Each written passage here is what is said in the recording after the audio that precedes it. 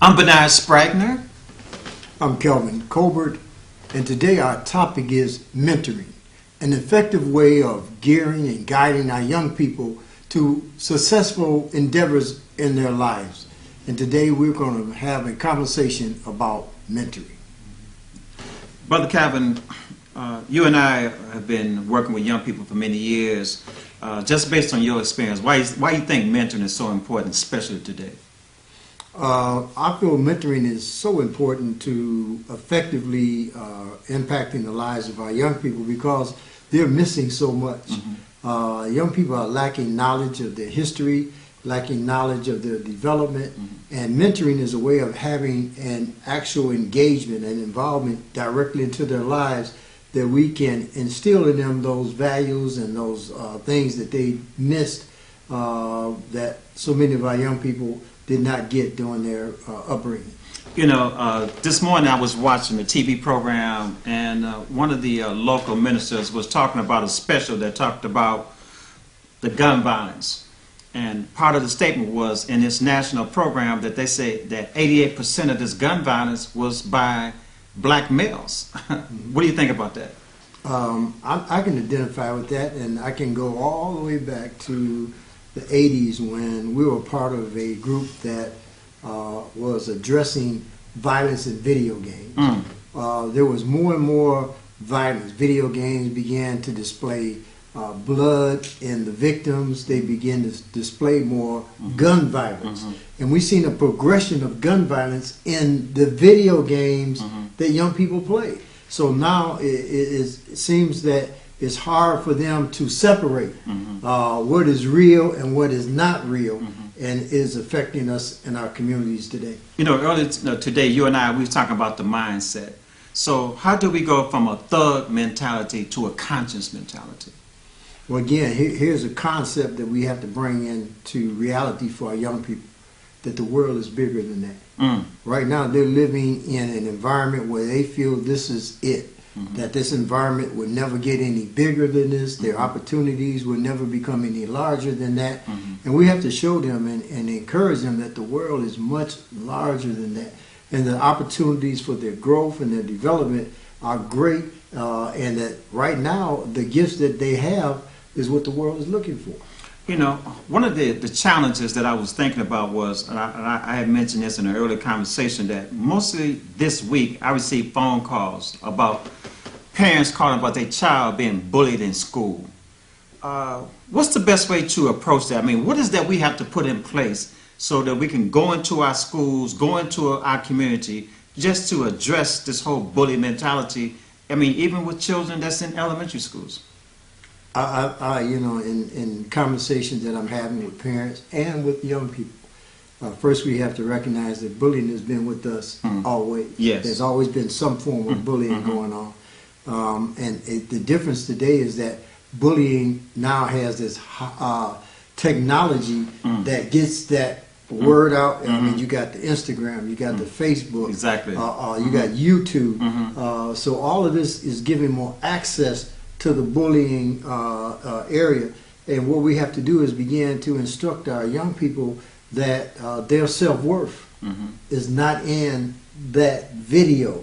Their self-worth is not in how I dominate my classmates, because we see that in the end when we have these tragic incidents that everybody becomes so remorseful. That was not the intended end, but they engage because they feel that through peer pressure, that this is an activity that, again, the technology supports. But and speaking in reference to technology, you think because of the technology that young people have a personal disconnect, and in some way we can probably remove some of this technology and create that personal connection, that will probably make things a little better? I mean, you really summed it up right there. That's what it is. The technology has allowed them to have a disconnect. So I can get online and I can write something, or I can say something, and it doesn't require that I have to personally represent what I say. So we lost that personal touch. So we lost the personal touch. So the statement that I made to somebody who reads it now is in personalizing it now, and I having contact with that individual, and they taking it to the next level. So about time these two individuals do come in contact with each other, it's already in a heightened stage. So we do have to talk about how do we become more socialized in dealing with each other, because we find out once we sit these two individuals down and we begin the dialogue that we're able to resolve a lot of those issues, or at least begin to clearly understand what is the issue. Because I think in bullying a lot, there's not even a clear understanding of what the real issue is. People are saying things they really don't mean. They're doing things they really don't really mean, and in the context of how they're portraying them. You know, one of the things that I was kind of making reference to, that there's a group that says that if we knew better, we would do better. Don't we know that killing somebody is wrong? I mean, we know that, but we continue to do that in our community. Don't we know that to rape someone is wrong? We know it's wrong, but we continue to do that. We know that when we disrespect our elders, we know that it's wrong, but we continue to do that. So this whole concept that if we knew better, we'd do better, it doesn't come to play with me for some reason. As I work with young people on both sides of that equation, I really feel that our community has been raped. Our community has been shot in the head because these type of fantasy worlds where life does not have value, we know in the real world the most precious thing we have is life. If you cannot give a life, then you don't have the right to take a life. And a lot of these young people today, their value system is so distorted. So, but when you talk about a value system, now we're talking about institutions. Where does these values come from? Do it come from the home? Does it come from our faith-based community? Does it come from our schools? I mean, where are our children getting their value system from? Where they can come to school and do not really embrace the whole essence of what education is really all about. It's just a social meeting place. So how do we address that?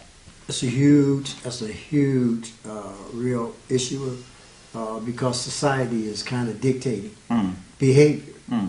Society has told a number of our young people to believe that I don't have to go to school, I don't have to be educated, and I refuse to be left out of the American dream because I can jack you. I can rob you. I'm willing to murder you for your money because they have found that money is the key to opening the door.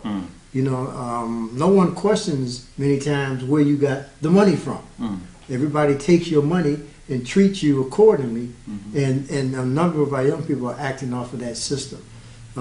So there has to be a period of time, and that's why we believe in mentoring, that we have to begin to teach our young people about how to become more social in their interaction with one another, how to understand the value of life, how to begin to understand that your ability to obtain what you want in life, you possess it. But we talk about mentoring, you're talking about a process. So what is the process to recruit mentors? Is there training programs for mentors? And how would you match them up?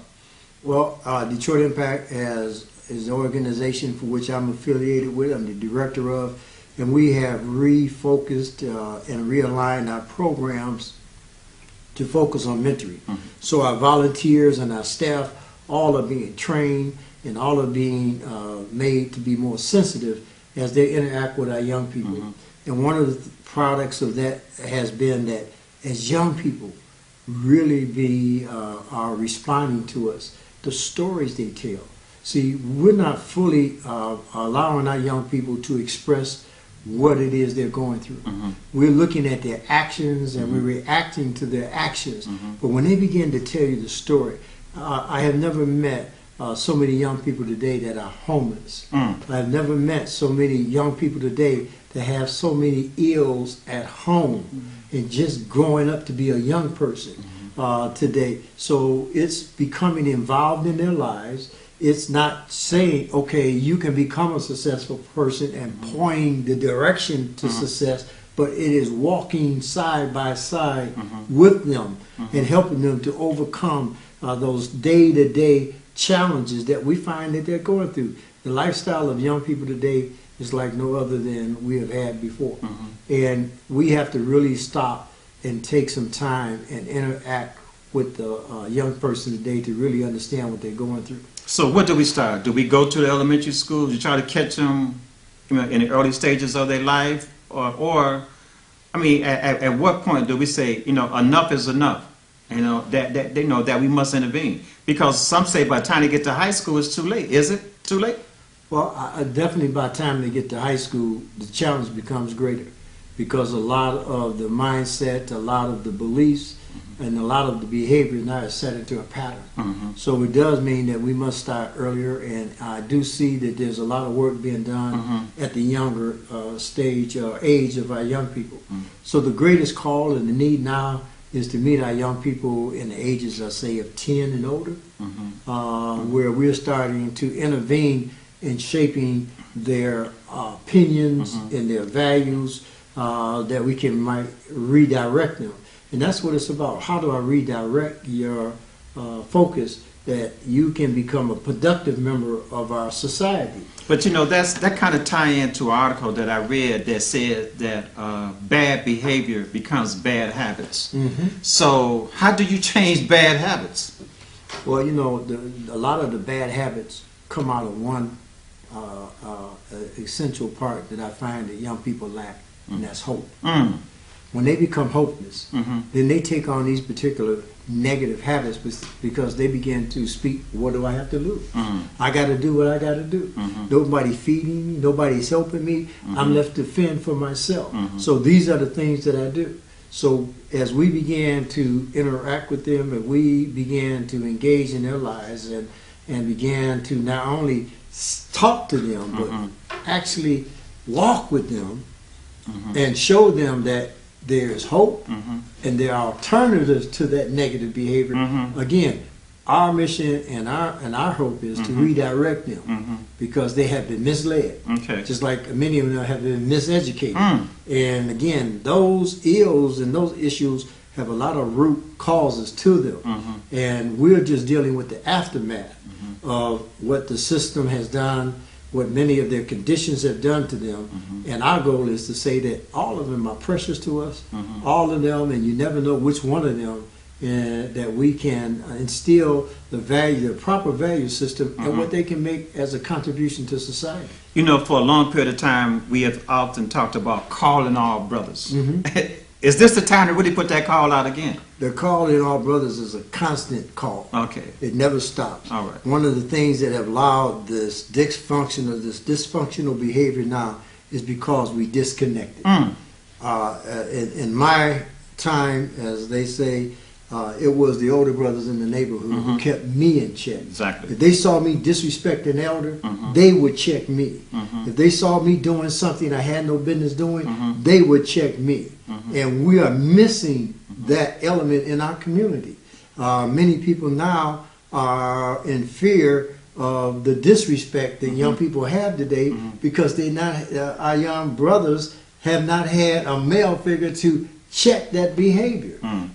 So it is getting back into their lives. And yeah, I had a number of the young people say to me that, okay, you're not my father, and they don't know their father. Okay, you're not somebody that they can relate to because they don't have anybody in their lives to relate to. So we got to get involved with them so that I can check you. Brother Calvin, time is running out for this first segment. If anyone wanted to contact you, how would they reach you? They can call our telephone number, which is 313-272-0004, which is the telephone number to the Detroit Impact Center. They can reach us on at our website, detroitimpact.net. The opportunity to mentor is available. The opportunity to provide a resource to a young person is available. And we really feel that this is the most effective way to impact the life of a child by becoming engaged and involved in their lives. Brother Calvin, like always, my brother, it's always good talking to you. Amen. All right. Good to talk okay. All right. So you just heard it. We definitely will be back for another segment to talk more about mentoring. I hope that this segment will help you understand why it's so important for you to get involved when it comes to mentoring young people.